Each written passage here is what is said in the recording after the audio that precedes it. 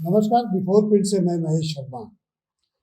हम आपको 75 साल पहले लिए चलते हैं, 1945 में, जब दूसरा विश्व युद्ध लगभग समाप्ति पर था और उस विश्व युद्ध से बर्बाद हुए देश के विभिन्न देशों के सड़कों पे गलियारों में मानवता कराह रही थी।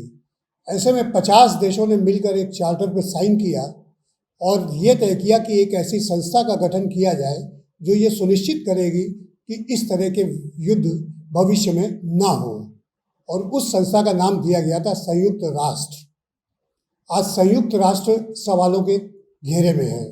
सोशल मीडिया में, चाहे वो ट्विटर हो, फेसबुक हो, इंस्टाग्राम हो, सवालों की बौछार हो रही है कि संयुक्त राष्ट्र की आखिर भूमिका क्या है।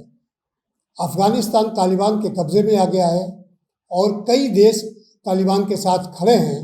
अगर हम अपने एशियाई देशों की बात करें तो चीन जैसे देश उनके साथ है, पाकिस्तान जैसे देश उनके साथ हैं, और ताकतवर देशों में अगर बात करें तो रूस उनके साथ है। तो कुल मिलाकर के जो हिंसा का नंगनाच हो रहा है अफगानिस्तान पर, उस पर बाकी देशों की खामोशी कह लीजिए या साहस नहीं इस बात का कि तालिबान की हिंसा और जो एक ज़बरदस्ती हिंसात्मक रवैया उन्होंने अपना रखा है, तो उसको रोकने की वो कोई बात भी करें। संयुक्त राष्ट्र के महासचिव, सेक्रेटरी जनरल, उनसे लोगों को उम्मीद थी कि वो कुछ सार्थक करेंगे, लेकिन एंटोनियो गुटेरेस से उनका नाम है, लेकिन उन्होंने सिर्फ और सिर्फ अपील की। अपील के सिवा वो कुछ कर भी नहीं सकते थे। साथ ही साथ उन्होंने ये बात कही कि यूनाइटेड नेशन की जो सिक्योरिटी काउंसिल है, सुरक्षा परिषद, कि उसके मेंबर्स ये सुनिश्चित करें कि वहाँ पर तालिबानी हिंसा समाप्त हो, और चाहे जो कुछ हो, चाहे जो प्रयास करने पड़े, तो सुरक्षा परिषद उसके लिए सारी तैयारी करते हुए उस पर अमल करे। लेकिन ऐसा नहीं हो सका, क्योंकि सुरक्षा परिषद में चीन भी शामिल है। कुल जो 5 देश शामिल हैं, जिसमें ब्रिटेन, चीन, रूस, फ्रांस और अमेरिका।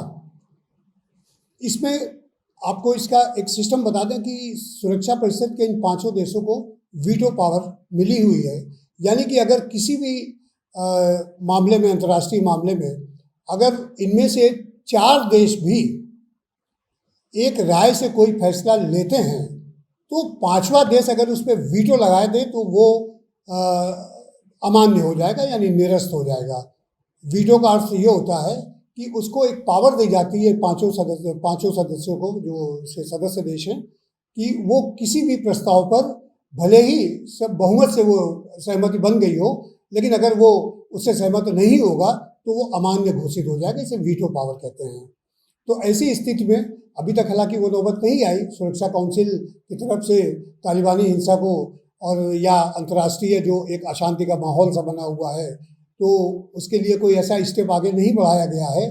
लेकिन चूंकि माना जाता है कि चीन और रूस तालिबान के साथ हैं, तो इसलिए अगर कोई प्रस्ताव सुरक्षा परिषद में संयुक्त राष्ट्र की लाया भी जाता है तो वो बहुत ज़्यादा प्रभावी नहीं होगा।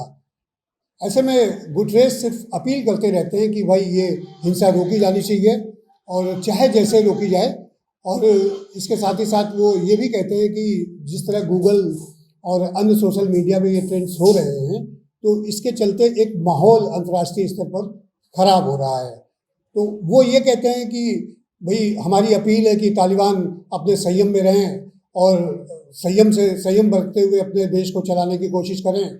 दूसरी तरफ ये भी कहते हैं कि सिक्योरिटी काउंसिल हर हाल में इसको रोकने का प्रयास करे। तीसरी तरफ वो भी कहते हैं कि अफगान के जितने भी शरणार्थी हैं, विश्व के किसी भी देश में अगर वो जाते हैं तो उन्हें बराबर आश्रय दिया जाना चाहिए, ऐसी भी उनकी अपील है।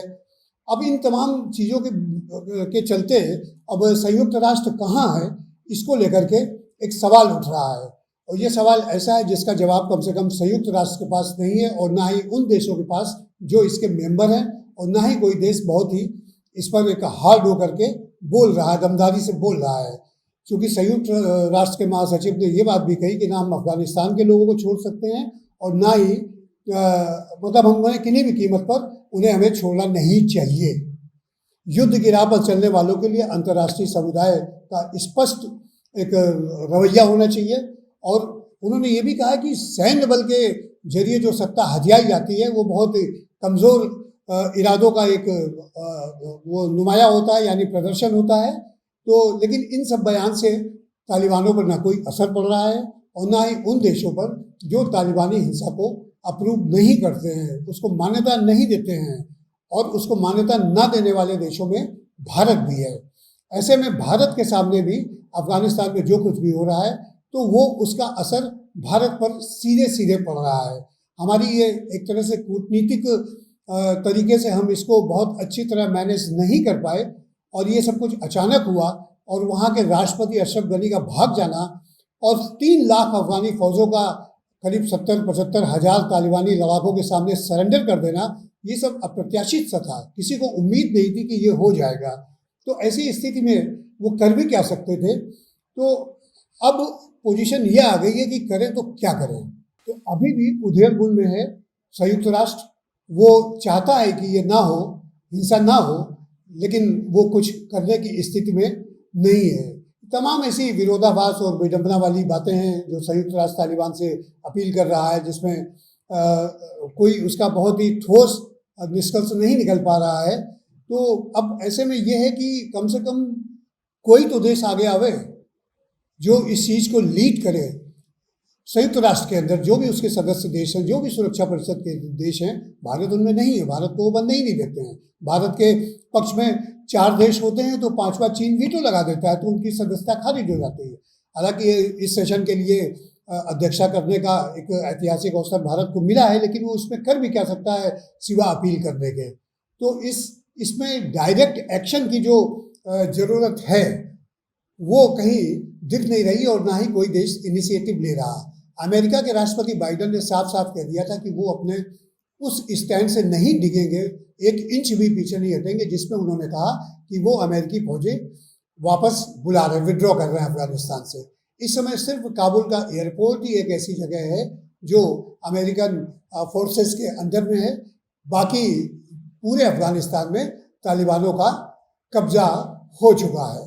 अब ये है कि ऐसे मौके पर क्या होता है कि जो एक ये कहिए कि बहुत ही कायरता तरीके से ये अफगानी फौजों ने सरेंडर कर दिया, राष्ट्रपति भाग गए, तालिबानों को पूरा मौका मिल गया।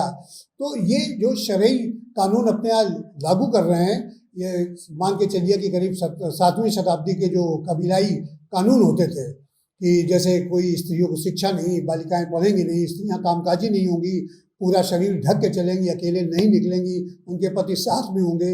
अगर इनमें से कोई भी नियम तोड़ता है तो उन स्त्रियों की चौराहे पर बाकायदे कोड़े मार के पिटाई की जाती थी। तालिबानों का पहले शासन का दौर यानी तालिबान 1 में ये सब चीज़ें बिल्कुल जग जाहिर थी, सभी जानते थे।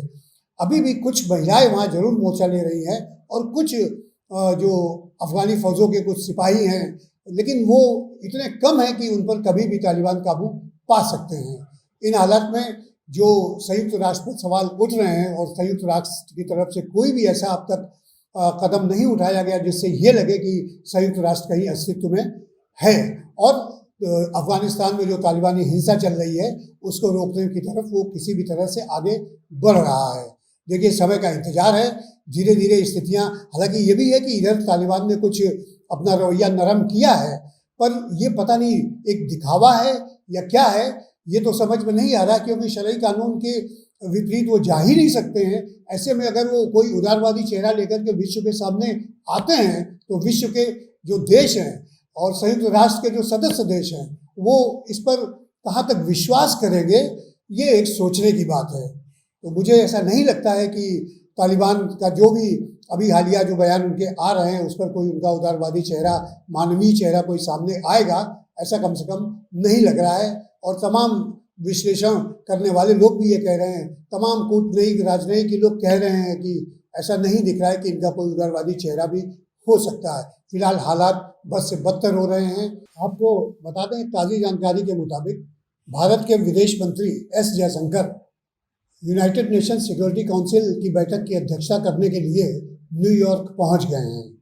2 दिनी बैठक में आज पहले दिन प्रोटेक्टिंग द प्रोटेक्टर्स पर बहस होगी, चर्चा होगी, ये खुली बहस होगी। और इसमें सबसे बड़ी बात यह है कि शांति के लिए तकनीक के इस्तेमाल पर ये चर्चा आहूत की गई है, जो आज होगी। और 19 तारीख को यानी कल सबसे महत्वपूर्ण चर्चा होगी, जिसमें जो इस महत्वपूर्ण मीटिंग का जो विषय है वो है आतंकवाद से अंतर्राष्ट्रीय शांति और सुरक्षा को खतरा। तो ये विषय एक अपने आप में जो अफगानिस्तान की हालिया जो तालिबानी हुकूमत कायम हुई है उसको उस पर पूरा फोकस किया जाएगा और इसके साथ ही साथ एक विश्व शांति का एजेंडा इस पर रखा जाएगा, ऐसा पता चला है। अगर आपको हमारा वीडियो पसंद आया हो तो इसे लाइक करें, सब्सक्राइब करें और साथ ही बेल आइकन दबाना ना भूलें।